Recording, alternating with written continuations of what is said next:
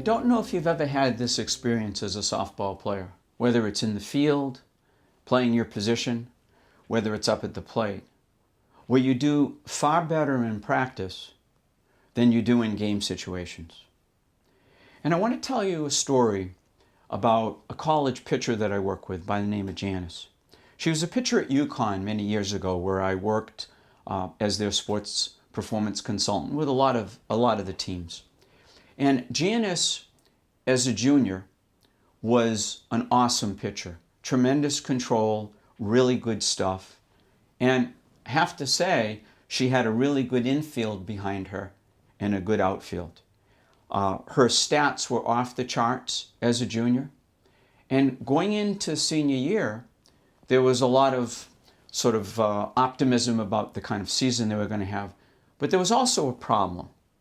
And the problem was a lot of those great players in the infield and in the outfield had graduated, which put freshman and sophomore players behind Janice. And for some weird reason, Janice's performance fell off the face of the earth. She lost miles per hour on her fastball. She had very poor control. She was walking and hitting batters, and she had no clue what was going on, and her coach had no clue what was going on, and she and I started to talk about this. And come to find out, Janice's focus had completely changed from junior year to senior year. Junior year, when she was pitching really well, when she had all her stuff, all she focused on was the target and doing her thing. The catcher's mitt and what it felt like to throw each pitch. She was not concerned with the outfield, the infield, the fans, or anything. That all changed as a senior because Janice was very aware that she was it. If the ball got past her, if it got into the infield or the outfield, that her teammates, her young teammates, less experienced than her, would probably make errors. So in her head, she'd be on the mound thinking, I got to strike the hitters out.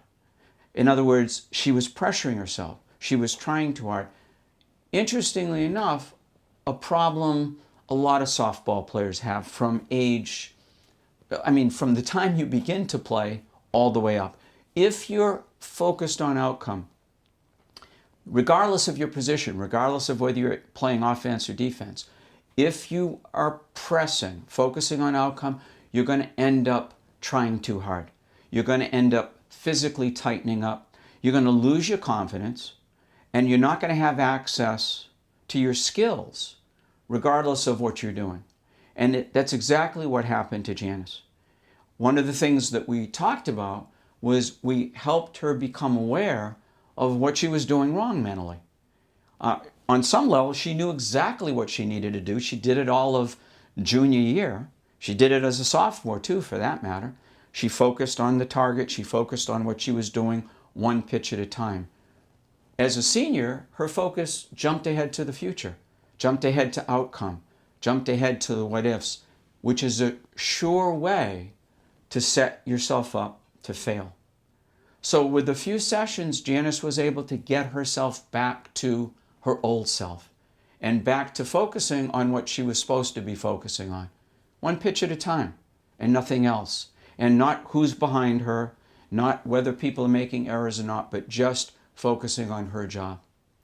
Now, these are such common problems that over the years, working with hundreds of softball players, I've developed audio programs and workbooks that you can work with to help you develop mental toughness, to help you understand what good mental mechanics are and what bad mental mechanics are and how to avoid them. Or, if you want, you could work one-on-one with me. Now, if you have any questions about which option is best, please feel free to call. Please feel free to send me an email. But keep in mind one thing. If you're struggling right now with any kind of performance problem, be it in the field, on the mound, as a catcher, as a hitter, these are solvable. You just need to understand that your focus needs to be on working on mental skills, working on the mental side of your game. Because if you work on the mental side of the game, you'll develop the mind of a champion. And if you develop the mind of a champion, your play will follow that.